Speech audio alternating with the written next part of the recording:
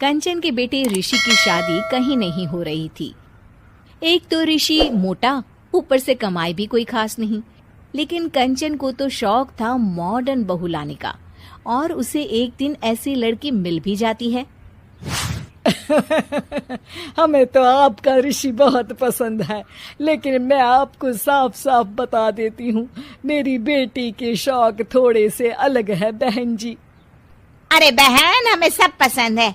आपकी प्रियंका जैसी लड़की की तलाश मुझे कब से थी। जींस पहनकर अंग्रेजी में गिटर पिटर बोला करे। अरे बहन, जरा सुन तो लो, मेरी बेटी के शौक क्या क्या है। अरे नहीं नहीं बहन, बस लड़की को देख लिया तो सब कुछ देख लिया। आप ना शादी की तैयारी करो, और वो जरा सामान की लिस्ट भी दी है ना मैंने।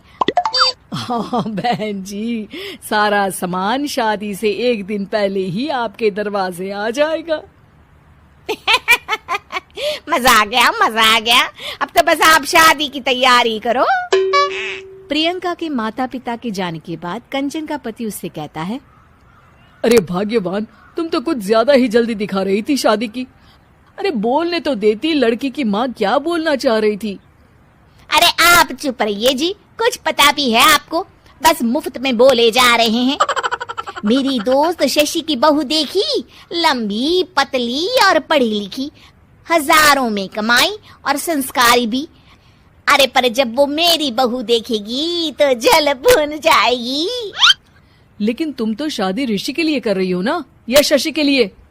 तुम्हारा लड़का कुछ कमाता भी नहीं है, और शरीर भी भगवान की दुआ से फूलता ही जा रहा है। फिर बोले आप हैं? फिर बोले आप? मैंने कहा ना, प्रियंका जैसी जींस पहनकर अंग्रेजी झाड़ने वाली बहू किस्मत वालों को ही मिलती है। चुप रहिए आप।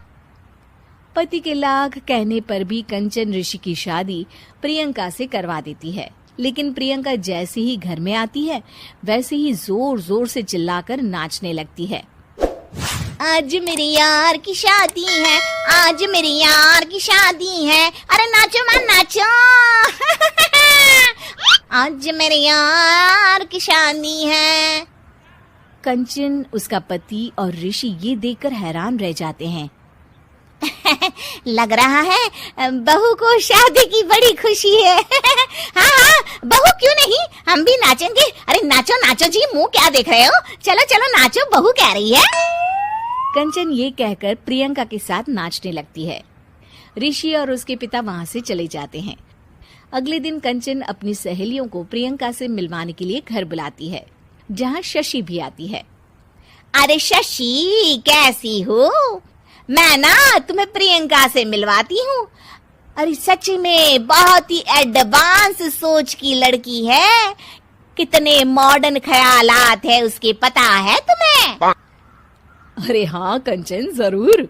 बच्चों की शादी अच्छी ही होनी चाहिए, और वैसे भी तुझे तो शुरू से ही ऊंचे ख्याल की बहू चाहिए थी।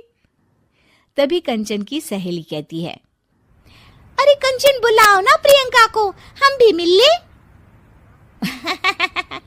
अरे बहू प्रियंका, जरा बाहर तो आना। कई बार आवाज देने के बाद भी प्रियंका बाहर नहीं आती है, तो कंचन को बुरा लग जाता है। वो उसे लेकर बाहर आती है, लेकिन ये क्या, प्रियंका लड़खड़ाती हुई बाहर आती है और उसके हाथ में शराब की बोतल होती है। हालांकि शराब पीना स्वास्थ्य के लिए हानिकारक होता है, और ये हमारी किडनी के लिए बहुत ही खतरनाक है। लेकिन कंचन की बहू प्रियंका पूरे नशे में होती है। अरे इतने सारे लोग। ये कहकर वो शशि के पास जाती है। आंटी जी, पत्ते खेलेंगी, पत्ते। अरे दूर हो, दूर हो, तुम्हारे मुंह से तो शराब की बदबू आ रही है। अरे कंचन, माना तुम्हें मॉडर्न बहू चाहिए, लेकिन आधुनिकता का मतलब ये तो नहीं ना।